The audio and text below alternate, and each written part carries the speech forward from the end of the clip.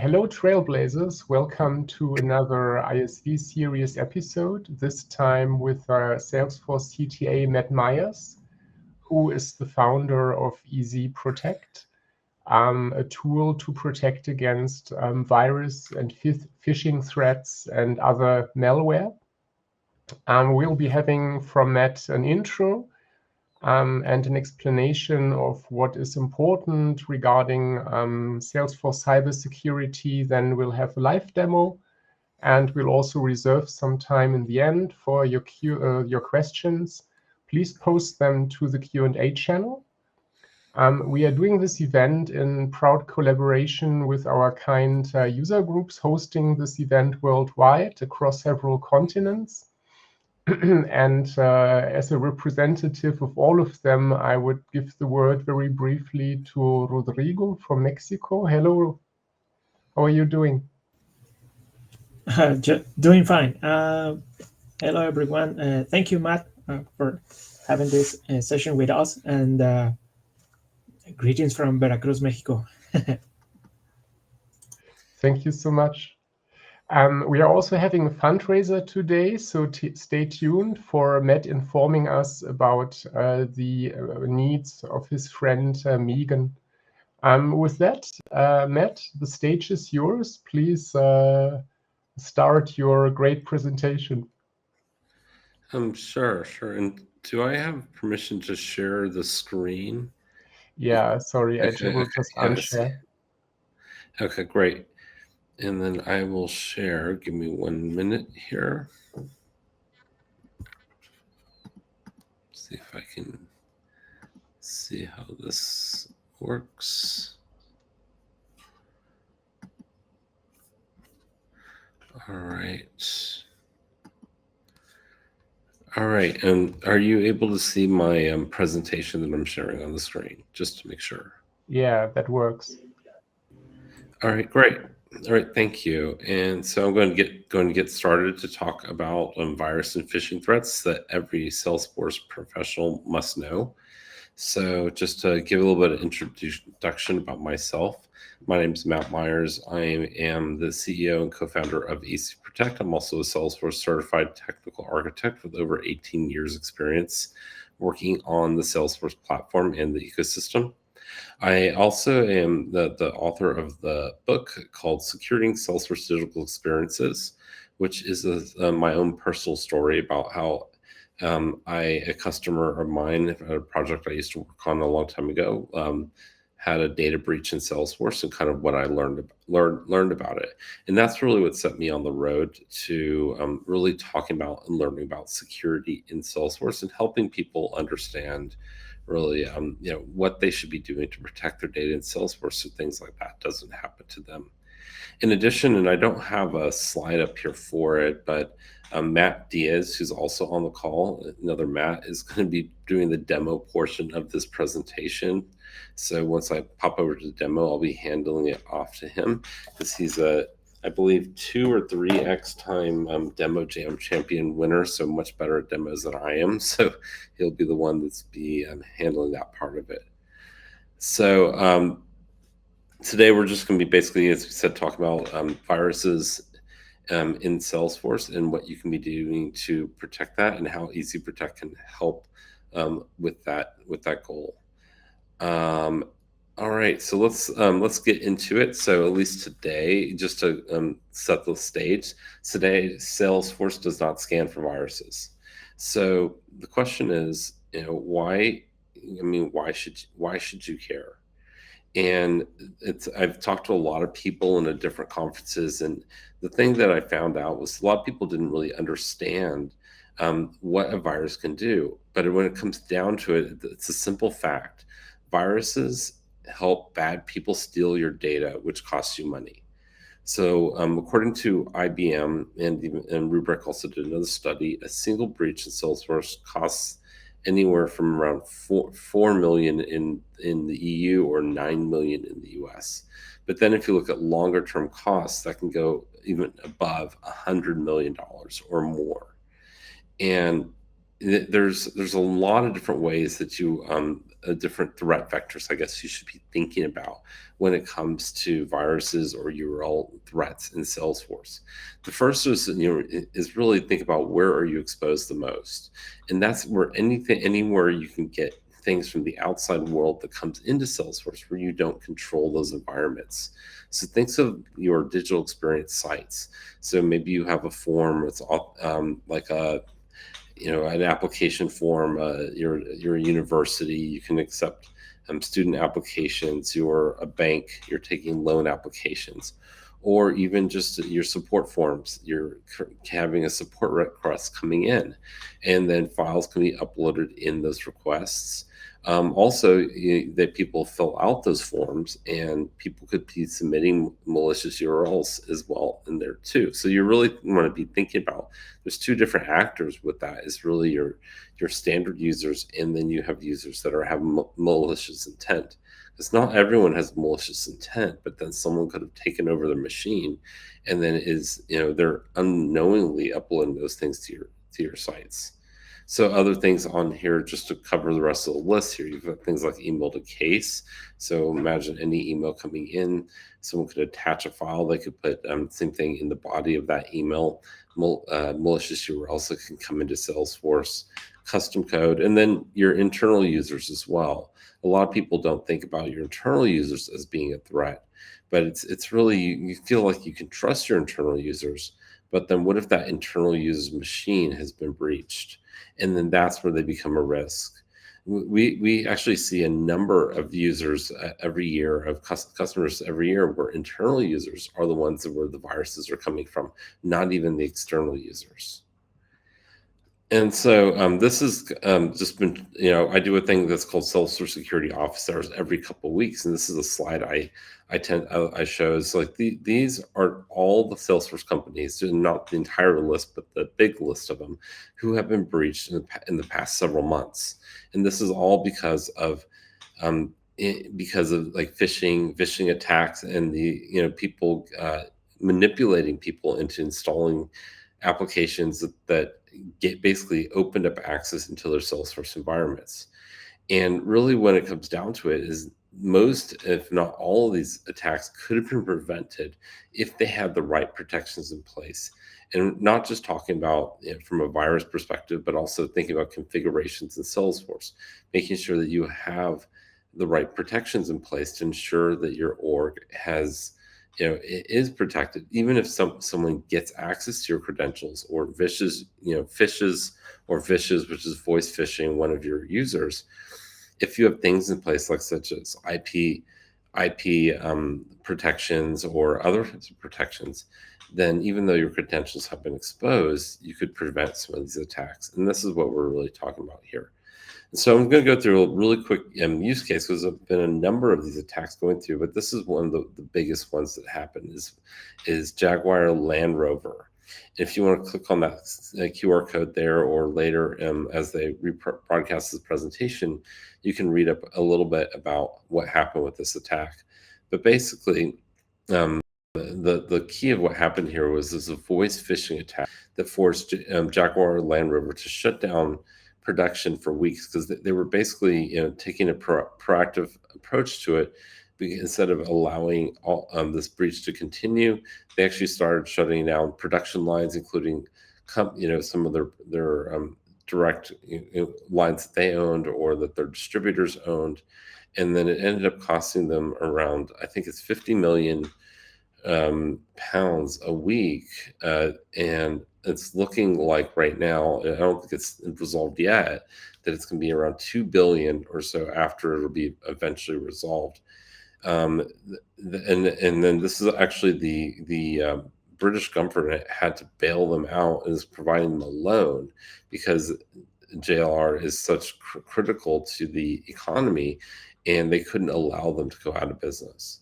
So this is an extreme case of a very expensive attack. But this single attack is literally going to be costing over 2 billion, and that's what's just amazing.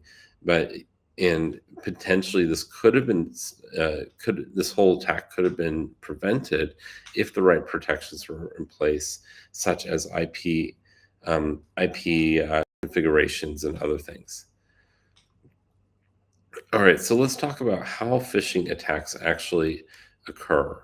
So phishing, if you don't know, it's a type of social engineering attack, and there's a few different ways that this happens. It can come in via your email, SMS, social networks, or even phone calls. It's basically where an attacker is, they either by phone posing as someone that you could trust, such as your IT security, asking you to do something, sending you a link, and maybe it's an email, looks like a bill that you might have gotten, or maybe an invoice, or even could be like a friend trying to share you something. And then when you click on that link, or you do what they're asking you to do on the phone call, then they basically are able to take over your machine. And then what really ends up being is that now they're able to access all of your systems that you can access. Another interesting use case that we're not showing on here is a similar one with Disney, where someone at Disney downloaded a application that looked like it was an AI image generation tool, but in the end, it was a piece of malware that got into the person's machine. And then the attacker was able to get all their credentials on the machine, which included their Slack credentials, that got them into Slack, where they were able to steal, I believe, over 2 terabytes worth of data from Disney. And that included things such as unpublished, films, proprietary information. It was a lot of damaging information for Disney that, again, was done by a piece of malware that someone downloaded. So, all right, so we're going to kind of walk through a few of the different types of attacks you can do. So here, first one is like a mobile phishing attack. This one is, attack can be done by a mobile system, like through SMS, like through your text messaging. So a interesting story that where I first kind of read about this was not in the Salesforce world, but was out in the regular consumer world. But this could happen in Salesforce, where someone basically what happened was she got on her cell phone, and she got a text message on her cell phone that said, "Hey, welcome to your new service." She's like, "Well, that's kind of interesting. I didn't get a new phone and get a new service." So she said, "Maybe it's just a mistake." So then she just went around her day, and then she noticed her phone was rather quiet. She didn't get any phone calls, any other texts, where she typically get things throughout the day. So then what she ended up doing is later she logged into her bank, and she noticed she had a bunch of transactions that were illegitimate transactions. But the bank fraud systems had actually gone off. And what actually happened was someone was able to go into the store as her, clone her phone, and then when they got all the SMS messages, they were approving those messages as her. And so they were actually able to bypass her phone and be able to use SMS to get that. But the original way they got in was she originally got phished. She gave them their information, and they were able to use that information to basically steal her phone, and then use that to steal her credit cards and other things. Now imagine that was within your Salesforce environment. Someone could do the same thing. And so that's kind of, first way that someone could do an attack is like through the mobile device engaging with you via SMS, and then using that to get into bypass your multi-factor authentication and get into your Salesforce environment. Then the phishing, this is one that's been very common with all of the hacking groups, with all those logos I just showed. And this is basically voice phishing, where someone calls up on the phone and pretending to be somebody you trust or know. A lot of times this has been pretending to be someone from your IT department, saying, "Yes, this is your IT department. We have a new application we need you to install."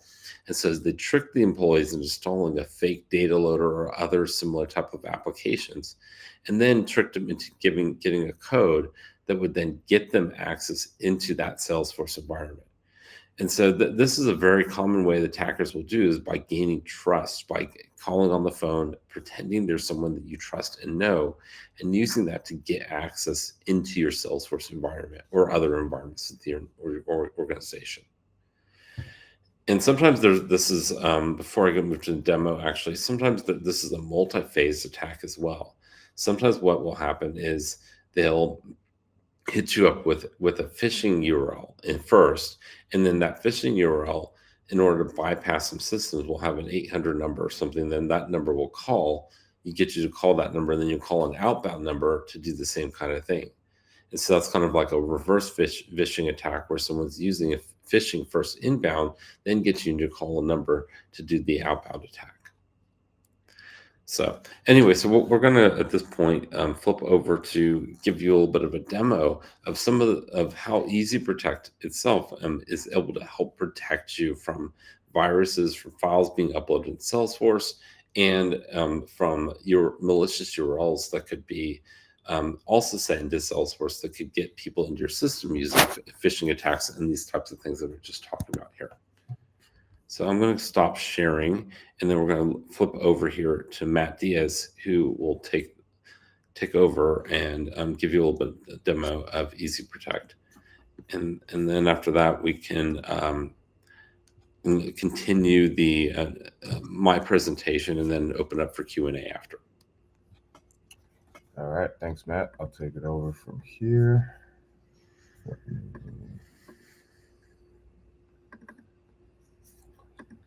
Go ahead and share.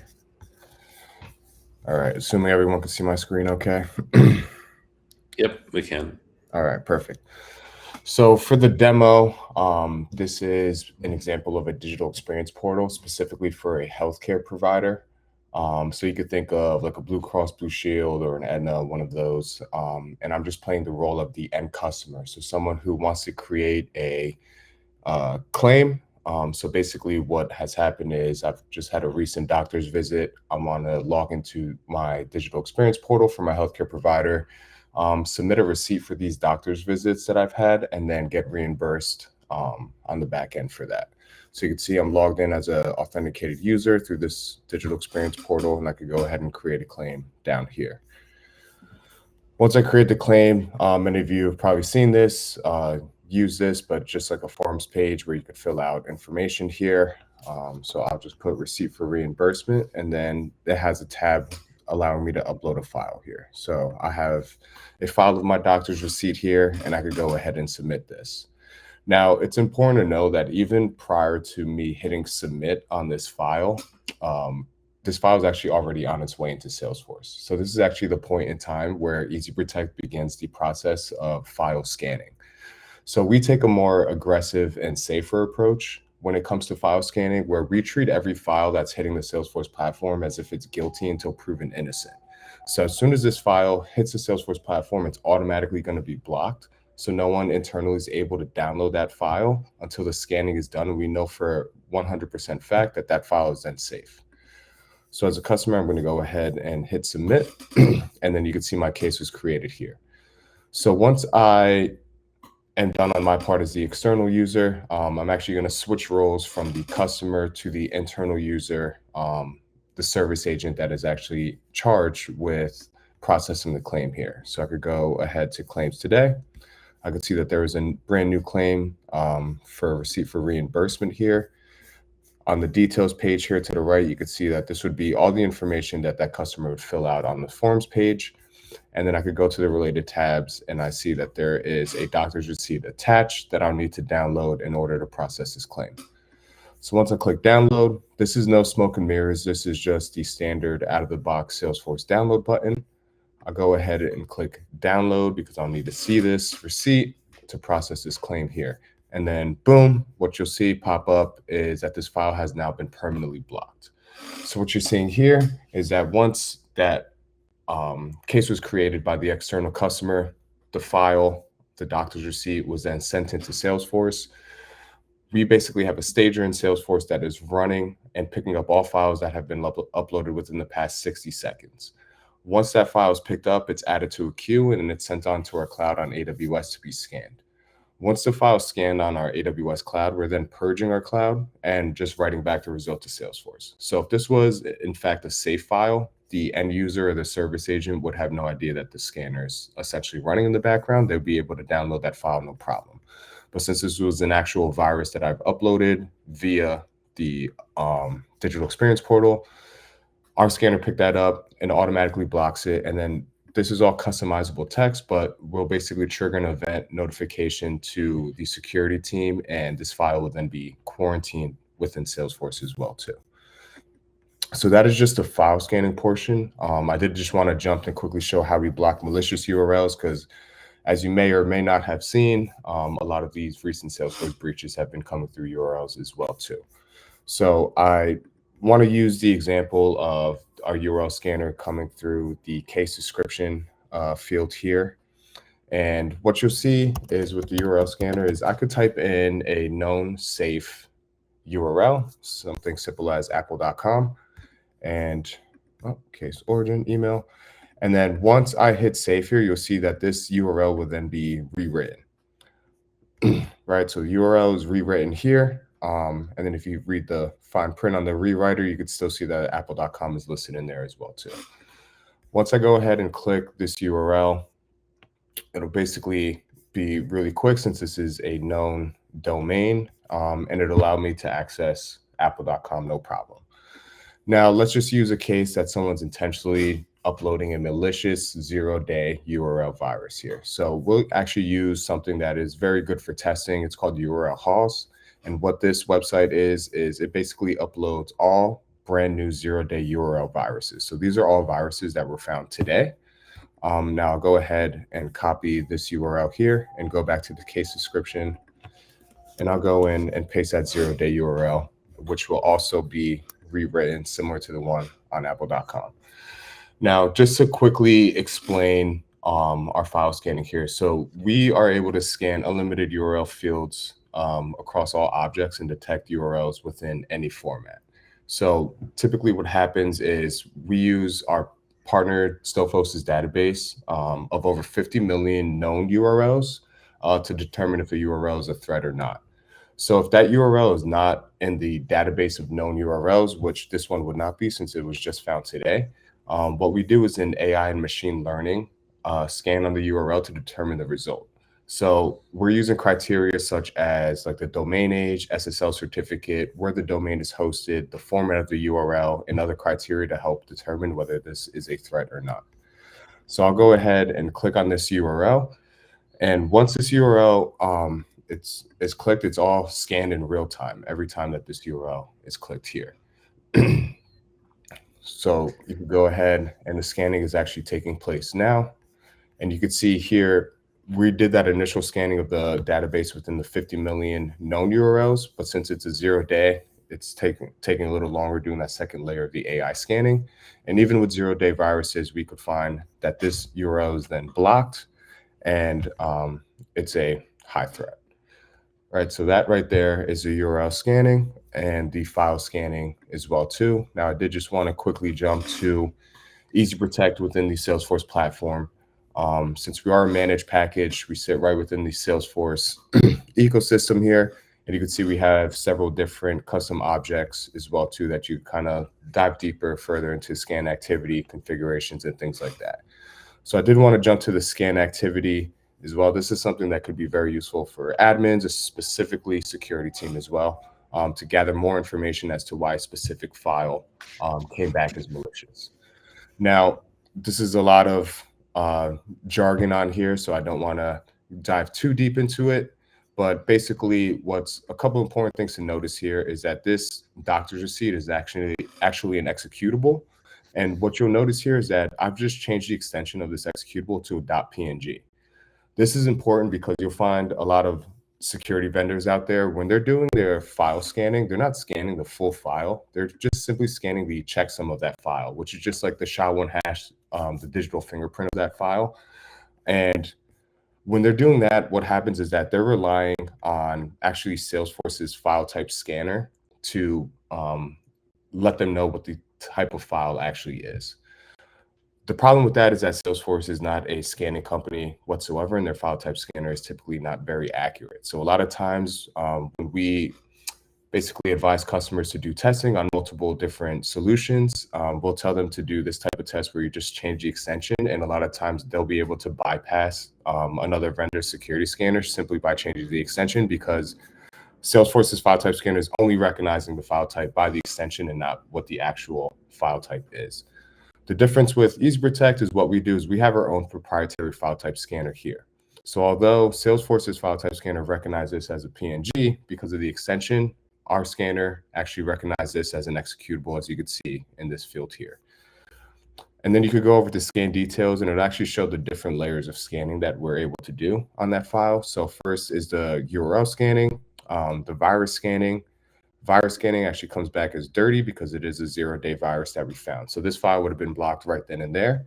But then we also did that third layer of scanning with it, which is our proprietary file type scanner. And we found this message to be dirty because executors were actually blacklisted within our org.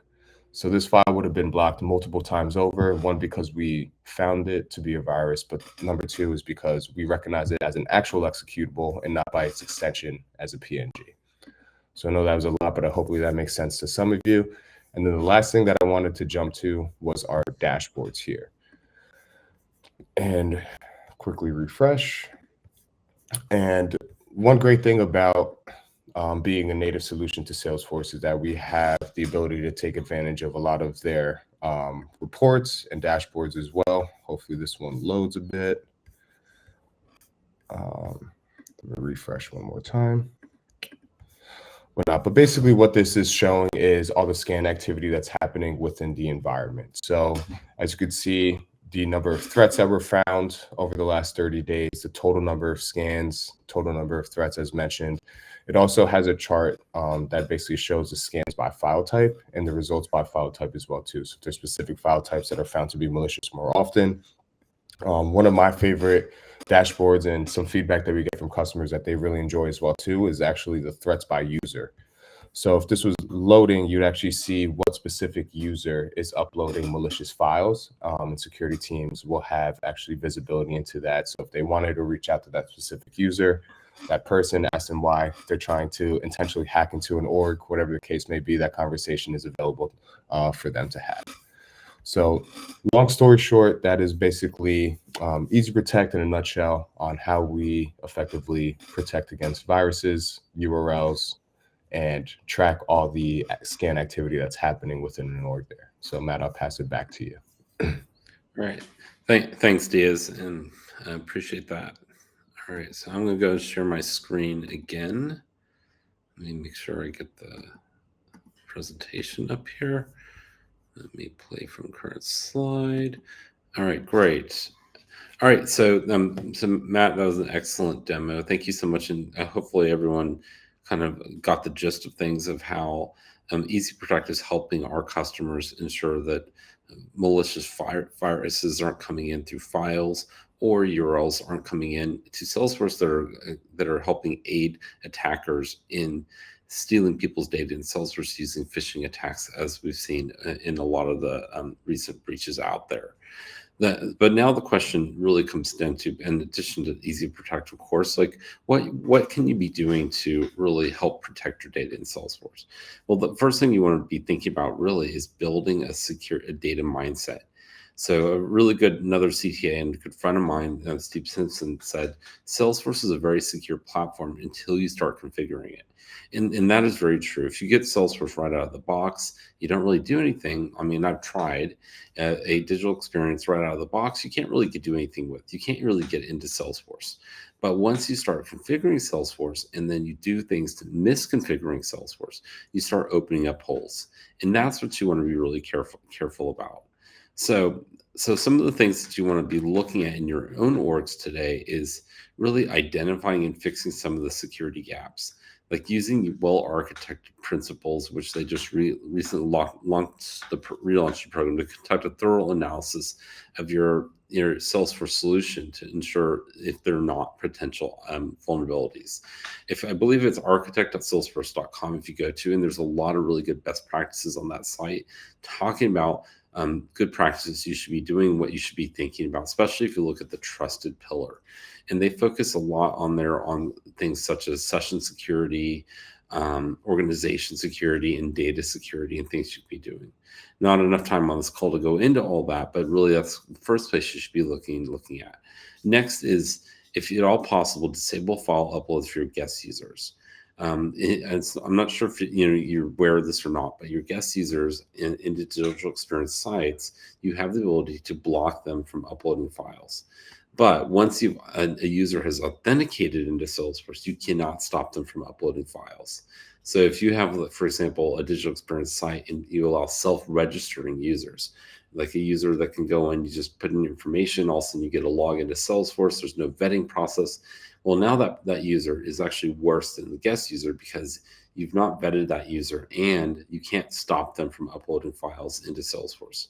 Versus your guest user, you can actually upload them. So really my recommendation to everyone is, first off, if at all possible, don't allow file uploads as a guest user. Second, make sure you're vetting those users that you're allowing to register, and don't just automatically approve them, letting them get access to your site. Next, you want to look at your sharing rules. Removing sharing rules that expose sensitive data, especially to your guests and internal users. Salesforce had several years back, what they did is they put a lot of enhancements to the guest user, restricting the guest user so they can't own records. So you can't put, share, read write records with the guest user, do manual shares with the guest user. But the thing that a lot of people miss, though, is after Salesforce did that change, all the pre-existing rules were still in place. And so you want to go back and make sure your guest user does not own any records. Make sure the guest user doesn't have any rules that are getting read write or other access to sensitive data. And there's actually a report you can do called the Guest User Access Report. And if you run that in Salesforce, that'll show you what records that the guest user has access to, except for files. Files you have to do a little bit manually. Next thing you want to look at is minimizing your profiles and permission sets you're using, and try not to overlap permissions. Specifically, create a baseline profile and then use permission sets only for what permissions you're granting, not using role-based. So for example, permissions read on lead, read write lead object, modify all lead object, which by the way, you should try to stay for modify all if you can. Then your permission set groups would be your role-based, and that's where you would take the permission sets onto those roles. But then try, as we've seen here, not to overlap. So think of it from an admin perspective. Does your admin know what permissions they're actually assigning when they assign a group or a permission set? And that's going to be the test. If they don't know, or there's hidden permissions in there, it's be too easy for your admin to assign permissions that they don't need to. So you really should be doing an audit of all your permissions, all your permission sets within Salesforce. Look at your sharing rules. Look at your org-wide sharing model as well, making sure that your users are not sharing data is not being shared where you don't intend it to be shared. And of course, if you are uploading files in Salesforce or you're taking in outbound forms, you should implement a virus and URL scanning solution, because right now, if you are allowing people to upload files or you have a form where people can put in a URL, then people can send malicious URLs and files into your Salesforce, and you just can't stop them right now. And that's something that you should look into if you are doing those kinds of things in Salesforce. Next thing is cleanup and validation, your security measures. So first, look for searching and understanding how files and URLs could enter your Salesforce. Understand your entry points. Remove any unnecessary entry points, as I was talking about, for files and URLs. For example, if you can, at all possible, make it so you don't upload files to the guest user, then block uploading files to the guest user. If you have having URLs a little bit harder because you're trying to get text information, but if it's not necessary to have those forms, then you can remove those forms. As I talked about, search and remove any records still owned or shared with the guest users, since Salesforce does not retroactively get rid of those after they lock down the guest user. Verify that all objects are set to private for Salesforce site user access, and just generally. I mean, as a default, you should put all your objects as private, then just selectively open them up. One thing that a lot of people don't realize is actually the user object is set to read only, even for internal users. And if one of your internal users, let's say, gets breached, I mean, a lot of people say, hey, I trust my internal users. They're not going to really do anything bad. Well, what if that internal user gets breached? So you see things like the account object is public read-write. The contact object is public read-write. That's why all these companies had such large breaches, because their internal users had access to the entire customer list, all the users of the org, all the contacts of the org. Instead, you should limit it to only the contacts and users and accounts that those users need to do their business. Even though you trust them, someday they will get breached, and that's a fact. You will get breached someday. It's about how you limit your exposure to those breaches. That's what will make the difference when that happens. So, and I love this quote here. It says, remember, it's easy to think it won't happen to you, but it will happen to you, and you cannot stop it. But you can minimize the risk and exposure. And Salesforce is everyone's responsibility. It's not just the security team. So you need to really, take that mindset of that you are the security team. Everyone is the security team. And the more you can do that, the better you will protect the data. And really think about, in the end, it's really not the company you're protecting. It's people like you and me. People people lose their life savings because of stuff like this. So it's really people that get hurt. And that's why it's your responsibility to protect the people out there. I mean, the companies, of course, you want to protect as well, but really, this, in the end, as I said, the people that you want to protect from these damages. So as Renee was saying as well, I've got a little bit of a fundraiser here. So a good friend of mine, Megan, she is predisposed to getting cancer. And so she is having, trouble and needs a little bit of, has to buy a $66,000 insurance policy in order to even get treatment. She is part of, uses the UK system right now. And even though treatment is available, it just takes too long to get access to that treatment. And by that time, the cancer spreads. And so she has only a limited amount of time to get this policy. So if you're inclined to help her, I mean, cancer sucks. My sister died of cancer. So I always try to give where I can whenever someone has cancer. So if you're inclined, I would very much appreciate it. And so would Megan. So.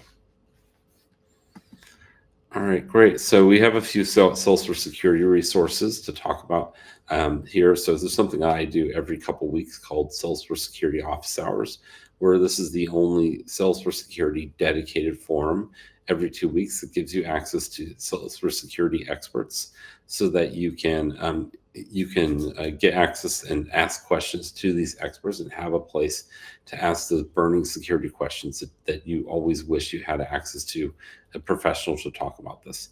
It's a little bit different than a normal webinar. We actually have it's live mics. Everyone can ask questions at any time.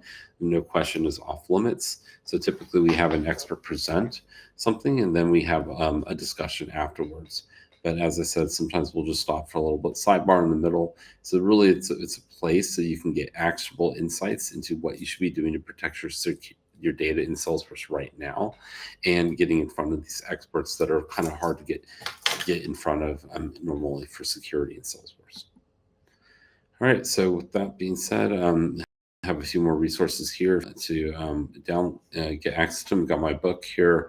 You've got a cyber attack calculator if you want to see actually what it would cost for a cyber attack in Salesforce, or generally what it would cost you at your organization. And then there's a challenge here that Salesforce that we worked on with Salesforce Bend. It's actually a Salesforce org where they're actually challenging you to find the vulnerabilities in the org. And I believe they're giving away $250 or $250 gift card vouchers if you can find the challenges, if you can find all the vulnerabilities in that org.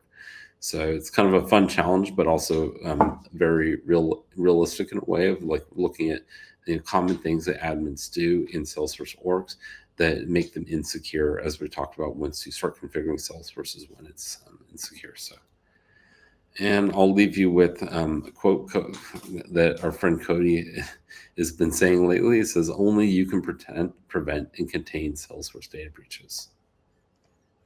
So, and thank you. I think that's it. I think we can open up for questions at this point in time. So, Renee, I'll pass the torch back to you. Yeah, thank you so much, Matt, for this great informative presentation. I think many people haven't given so much thought to the security domain unless they are maybe architects or have some other specialization in it. And I think we need to really build that awareness. We fortunately have some questions here. So if we take them in reverse order, then there is a question from Zita. It's quite a longish one. So Zita, you can also open your mic and ask it yourself if you like. I think Otherwise, I can just read it also. And I think I already was reading this earlier, but it says big insurance or banking industry generally use third-party agencies or internal security teams to scan for any vulnerabilities for all the web applications like Salesforce. And they need to fix any high or mediums. Does 𝗘𝘃𝗲𝗃 also help those Verascan or DynaTraceScan? I don't know what the I think I know DynaTrace is a product, but I can answer this generally speaking. So one interesting thing, I was doing a research the other day of all the companies that were breached in Salesforce, and I found an interesting and alarming trend that a lot of the companies that were breached in Salesforce were actually the same vulnerability scanning companies that you're kind of mentioning here. I know DynaTrace was one of them that was actually breached in Salesforce. So, I mean, do these products protect against breaches in Salesforce? I mean, generally, I would say not really. I mean, that's where the gap is. I mean, there's some specific tools out there like Varonis and App Omni and others that do Salesforce vulnerability scanning, but generally the ones the big companies are using are not looking for vulnerabilities in Salesforce. And the fact of that is those exact same companies that provide these tools got breached in Salesforce during these recent breaches that came out there. So so I think there's a lot of things that you want to be looking at on both sides. You want to be looking at, okay, there's not one tool that does everything, but looking for tools that are more Salesforce specific, identifying threats in Salesforce. But then it's not just enough to identify the threats. You want to also make sure that you have accountability and you're acting on the threats. And unfortunately, that takes a bit of maturity with the security program. And most security people don't understand Salesforce is the problem. And so if you look at your security team, when they're doing these security reviews, they're asking all the wrong questions. So it's really your responsibility to talk to them and help educate your security team so they're asking the right questions. All right, yeah. so then we have a question from Fernando on latency.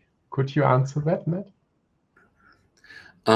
Yeah, does the delay upload, how long does it take to scan files? So sure, that's a great question. Get that a lot. So typically the file is, so what Matt Diaz was talking about is when a file is uploaded, it's blocked by default. So it's zero trust.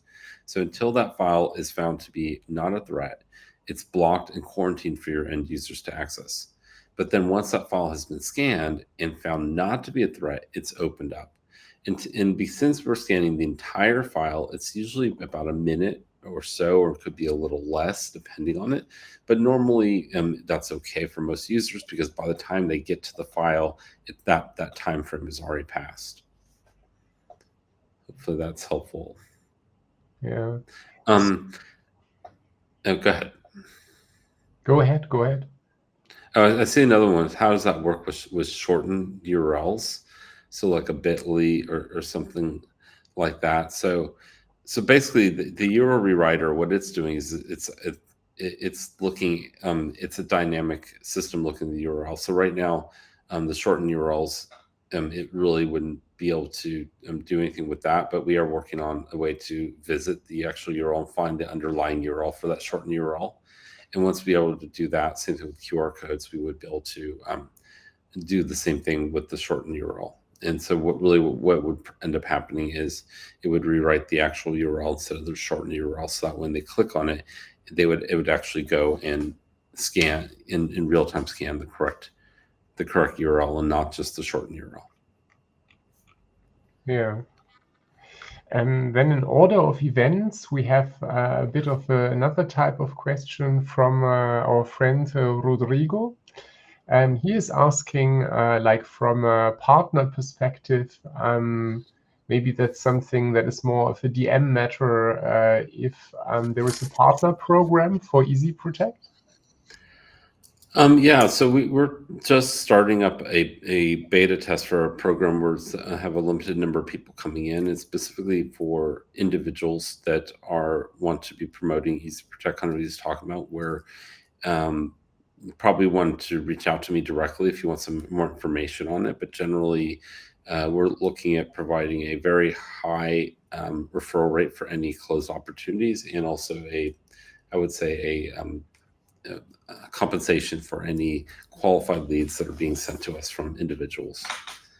So if you want some more information about that program specifically, then sent out to us. I can just tell you that we're looking to, the idea of this program is to help promote influencers or individual contributors that are looking, not just companies, in providing much, much higher than what anyone else offers currently to reward those efforts of bringing those referrals to us. Yeah, so a very relevant question here. There is another question from Zita, more of a generic one, which you maybe partly addressed already. What is the best way to know about best practices to follow while configuring or adapting Salesforce? Which resources could you point to, Matt? Sure. So I'll go back to share my screen, back to the resources. Let me if I can pop this thing back up again. So like window there. All right. So first thing what I would say is go to this Salesforce security office hours. Actually, let me share my entire screen a little bit easier for this. What I'm doing here. So if you go to our website here, EzProtect.io, we have an education tab, and on the education tab is where you can actually see all the prior videos we've had or sessions we've had about from our Salesforce security office hours. And as I said, this is not just about virus scanning or URL scanning. It's really all the different topics that you should be thinking about in Salesforce, creating things that are actionable. So if you want to know what you should be doing right now or thinking right now, or how could you do an assessment to ensure that your data is safe in Salesforce, first thing I would say is just go back and watch these sessions. There's a lot of different ones on different things. Our last one, I don't know if it's published yet. The most recent one was about how you can I'm sorry, it was about the connected apps and what you could be doing in connected apps. And now I think the next one is this one coming up is how do you architect a zero trust blueprint and for AI. And so we have a lot of really good sessions here. So that's one place I would say keep in touch. We're constantly updating all the our ones already presented are on there, the upcoming are here as well. Also, as I said, in these sessions, you had some open forums. You can ask any questions that you have about current problems you're trying to face, what you can do to fix those problems, and then if we can't solve it for you on the call, could always take it offline. Also have a ton of different security resources here that have come up. We have like a lot of the blogs, a lot of the videos that we're talking about are actually stemming from content in the blogs. And a good number of these blogs I've personally written as well. Some are about virus scanning, some are about just general security stuff. Like we have some top 10 lists in here of things you should be doing right now, like to protect your data in Salesforce. There's like a kind of a hit list, that kind of stuff that you want to do. So there's some really good stuff, some good videos as well. So I would say we have a lot of good content on here, and it's not just again about virus scanning or URL scanning. It's about the whole breadth of securing your data in Salesforce, because that's really what I'm trying to get out, is help educate people about what you should be doing to secure your data in Salesforce, not just only the viruses and URLs, is that's only one of many ways your data could be exposed in Salesforce. So hopefully that's helpful. The other thing I was going to mention is if you're is my book here. This book, it's a real story about how that, specifically from a digital experience was breached in Salesforce. All proceeds actually go to nonprofit causes, but there are some really good resources in the back of the book as well about like lists again of what things you should be checking right now in Salesforce. Also, it's kind of giving you a real world experience of how a breach could happen and things you can be thinking about how to protect yourself specifically from the digital experience side. So hopefully that answers that question. Yeah, I would trust so. I mean, as a small example of Matt's charitable efforts in regards to his book fund, he kindly contributed quite a sum to help send 𝗘𝘃𝗲𝗿𝗁 from Zimbabwe to Dreamforce, where they actually met. I think that was really nice. I would really invite further questions. Or please open your mic and ask one. Sure. I see from Linda here says, so one more question. You mentioned about email to case as a vulnerability. What about web to case? There was a research done about a month ago where they used a prompt injection in Agentforce in web to case. That was addressed, of course, but it's an additional attack surface. Yeah. So, I mean, web to case, I would say really, is no different than if you're just having a form on the page, because that's what web to case is. It's putting a form into Salesforce.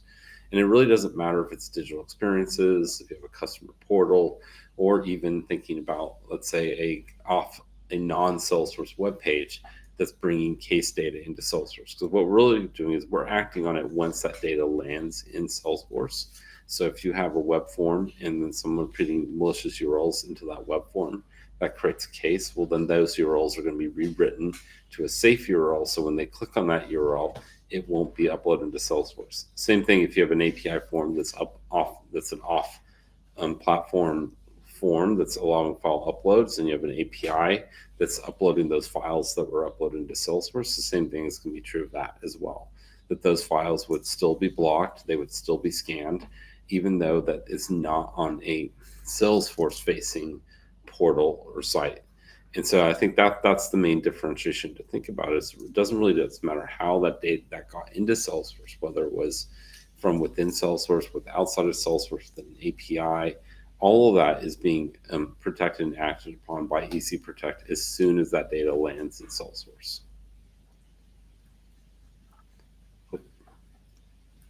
Yeah. Hopefully that answers your question. Rodrigo, please go ahead. Well, hi again, Matt. This tool is amazing. All these resources you're sharing with us also. And I would like to say, well, thank you for this. And also that I'm a teacher with a local university on software development. And I think your book is going to be like some of these resources I'm going to tackle with my students, because we just go to digital experiences, and cybersecurity has always been like a concern for them. Then how to apply that on Salesforce? So I'll be in touch. Just so you know, awesome. and we'll take that from Mexico, and well, if we can model something to stand on every other university that teaches Salesforce, let's make that happen. Yeah, no, that's really amazing. I love seeing that how universities are starting to become programs that incorporate Salesforce into it, especially in countries like Mexico and others in South America, where there's not as many job prospects out there as you have like in first world countries like the US.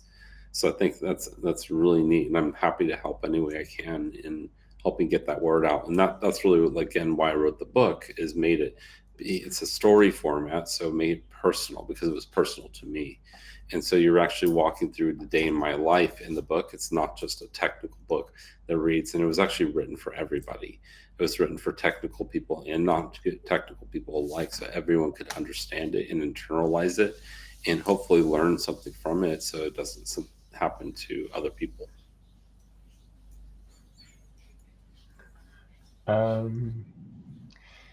If there are no questions from other participants, I would have one, and Matt, you will tell me if this is relevant to what we are looking into here. If I recall correctly, at 𝗘𝘃𝗲𝗰𝗁, you once presented about ethically hacking an experience site.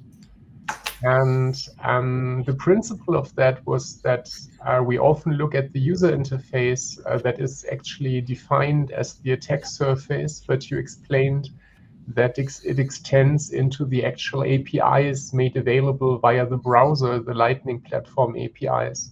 Is that something that is relevant to this discussion here, or is it another topic altogether?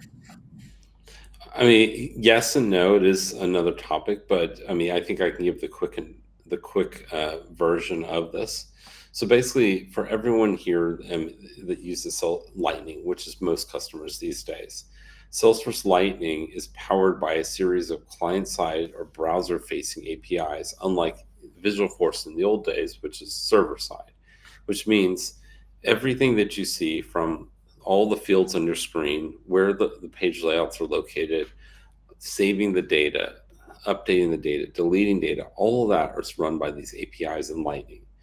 And so, so basically what that really means is anything that you have access to do as a user, someone can do using those APIs. You don't need, especially as a guest user is the most important one.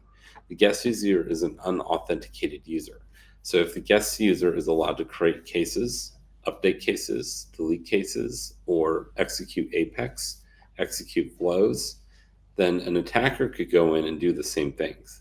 So I can give you one example of a customer that I ran into when I did an audit for a while back. Is they had an Apex class exposed to the guest user that took a list of IDs and then did a delete without sharing.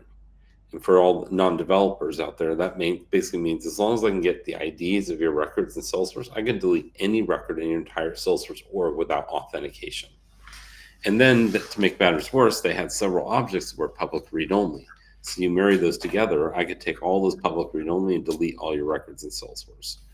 Or if you had something worse, let's say you have an Apex class that's the fuzzy search of a contact. And I found these on several sites I've audited as well, where you send in, maybe you're putting just the name of the contact and it's returning all the contact information or all the company information. Well, someone can manipulate those inputs, and now they could automate that and start returning we're doing fuzzy searches using the Apex classes, returning all your contacts in your entire Salesforce environment. So I'm sure your competitor would love it if you were exposed to something like that for your entire account database. And if you're a consumer company, even worse, because you're exposing private information.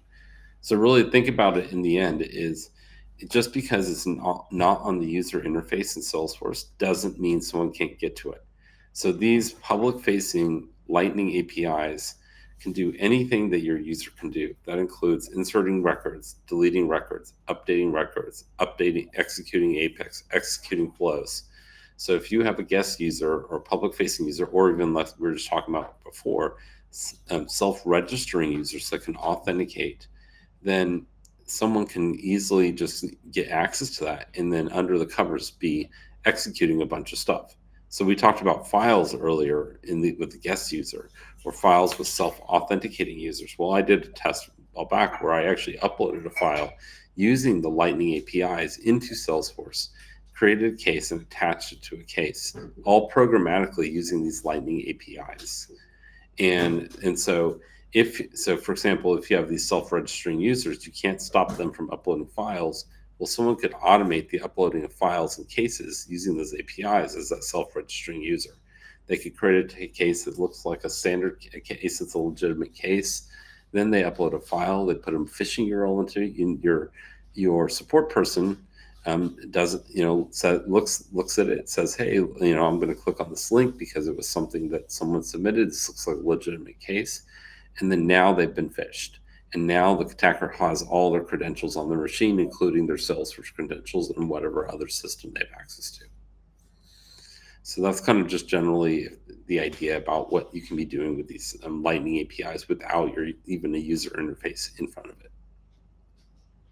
Yeah, thank you so much, Matt. That shows us how much we have to learn and maybe to wrap our mind around if we want to enter into the security domain. My last question would be, how do I get a hands-on test drive of EzProtect, if it is possible to test drive it in a sandbox or so, and how much does it cost in the end of the day? Sure. So EzProtect is typically geared towards enterprise, but then we do look at things case by case. So to get a test drive, you can reach out directly to just email sales@adaptus.com. We could maybe put that in the chat, or reach out to me, DM me directly, or DM Matt Diaz directly on LinkedIn, and then we can help you understand what and get if it makes sense to set up a test drive or not. So basically what we do is when we engage customers, to us is more than about just the virus scanning. It's about understanding your overall security posture in Salesforce and what are the things that we can help you with. And virus scanning is one of those things. And then if there's other things that we see based on the discussion of how you're using Salesforce, we may actually direct you to other solutions, other partners, and to help you have that overall larger security posture in Salesforce, if that makes sense. From a starting price or starting investment, EzProtect typically starts at $9,000 a year for 60,000 scans. But as I said, if you're a nonprofit, then we might be able to work with you a little bit. Yeah, thank you for sharing this information, which is kind of a standard question that we ask of all contributors. Thanks for sharing that. Thanks for educating us, Matt. I would leave again a brief word to Rodrigo as a representative of all the co-hosts. Yeah, Matt, really appreciate all this information. Thank you, and we'll be reaching out to you to know more. Yep, for sure. And thank you so much, everyone. Really appreciate everyone taking the time to attend the session today. And as I said, let's keep the conversation going. Feel free to join the security office hours every couple of weeks. We can have one-on-one conversations on there, help and encourage the learning. If you feel like you have a topic you want to talk about, feel free to reach out to me as well. Because I think, the more people get this out there, the more people start surfacing that this is something you should be concerned about, I think just the better that we all will be. Yeah. So maybe we need to build a kind of Dumbledore's army to do that. Yes, exactly. Thanks so much, everyone. Thanks for being here. Thanks to our kind presenter and Mind Security. Take care. Bye-bye. Thanks. Bye.